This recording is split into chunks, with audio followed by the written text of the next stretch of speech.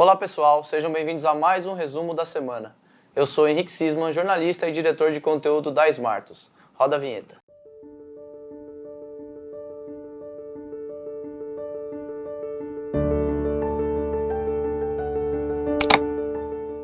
Essa semana não tivemos muitos acontecimentos relevantes para o mercado imobiliário, acontecimentos factuais.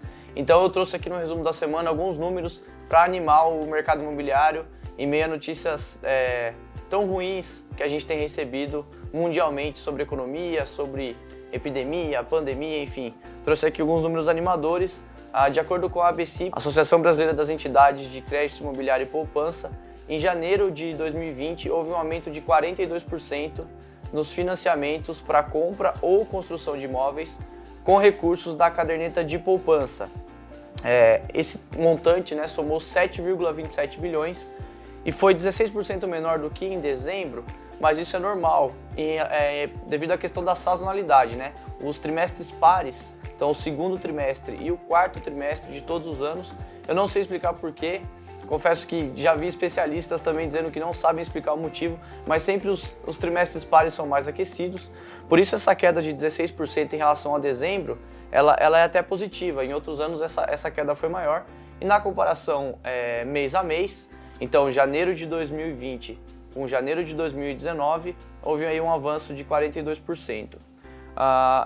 Esse montante, 7 bilhões de reais, financiaram 28 mil imóveis, um aumento de 38% em relação ao mesmo período do ano passado, janeiro do ano passado, o que evidencia que o ticket médio das compras de imóveis ou dos projetos de construção foram um pouco mais elevado.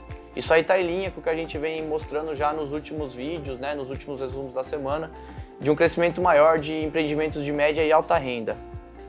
Nos últimos 12 meses, o montante captado da poupança para compra ou construção de imóveis foi de 80 bilhões de reais, um avanço de 38% em relação aos 12 meses precedentes. Então, novamente, aí, um aumento significativo.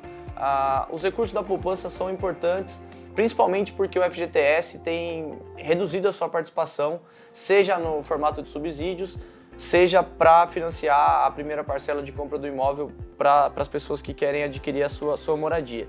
E aqui é importante também que, além da poupança, a gente tem visto outras alternativas de financiamento, e aí falamos principalmente do financiamento à produção, alternativas surgindo e ganhando mais espaço. Hoje a gente está gravando aqui um pouco improvisado até, a gente vai ter um fórum imobiliário na Serra Gaúcha, a gente está aqui em Gramado hoje. E nesse evento a gente vai ter palestras sobre securitização, sobre gestoras de fundos, de family offices. São aí alternativas que têm ganhado espaço, alternativas para o financiamento à produção, nesse momento de retomada também com a caderneta de poupança. E aí, por que esses números são animadores? Apesar do pânico mundial devido ao coronavírus, a queda do preço do barril de petróleo em todo mundo está acompanhando no noticiário, apesar desse pânico, desses impactos, o impacto para o mercado imobiliário ele não é tão grande.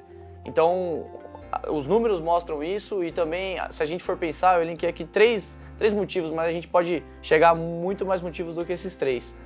O mercado imobiliário brasileiro não exporta moradia, nem o mercado imobiliário brasileiro e nem o mercado imobiliário mundial. Então a produção é estritamente interna.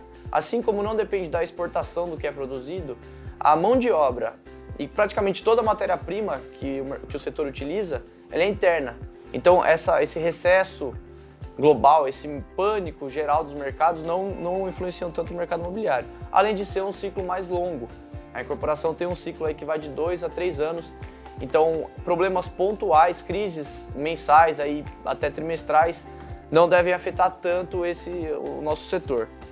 E para encerrar, hoje um resumo da semana um pouco mais curto, eu destaco o aumento da procura por investimento em moradia para renda, para aluguel. A gente tem aí os dois cenários que têm motivado essa procura. Primeira coisa, a renda fixa pagando muito pouco, isso já desde o ano passado com as quedas da Selic.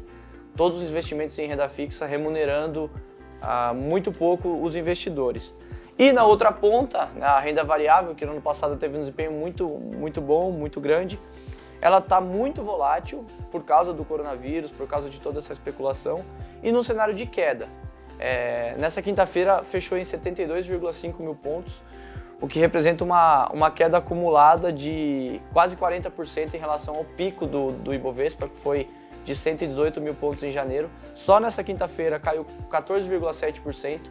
Nas últimas 2 semanas, o Circuit Breaker, né, esse mecanismo que a B3 adota, foi adotado 4 vezes, então quando as quedas chegam a 10%, ou a 15%, ou a 20%. Então realmente é um momento muito estável para a renda variável. O investimento em imóveis para renda tem ganhado espaço e a gente viu, inclusive, no ano passado já incorporadoras nesse movimento. A gente tem a MRV com a Lugo, já com empreendimentos em Belo Horizonte operando para locação. Tem a Vitacom com a House, que é aí um marketplace de locação. E também a Cyrela, uma das maiores incorporadoras do Brasil, fez uma joint venture com um fundo de pensão canadense, o CPPIB, também para atuar no mercado de locação. Esses são os destaques que eu trago no resumo da semana. Só lembrando, inscreva-se no nosso canal do YouTube, clica no sininho de notificação para receber avisos quando saírem vídeos novos e deixe seu comentário, seja aqui no YouTube ou na rede social que você estiver assistindo esse vídeo. Comentários de novos temas, de sugestões de melhoria, a gente sempre gosta de ouvir a sua opinião. Por hoje é só, um abraço e até a próxima.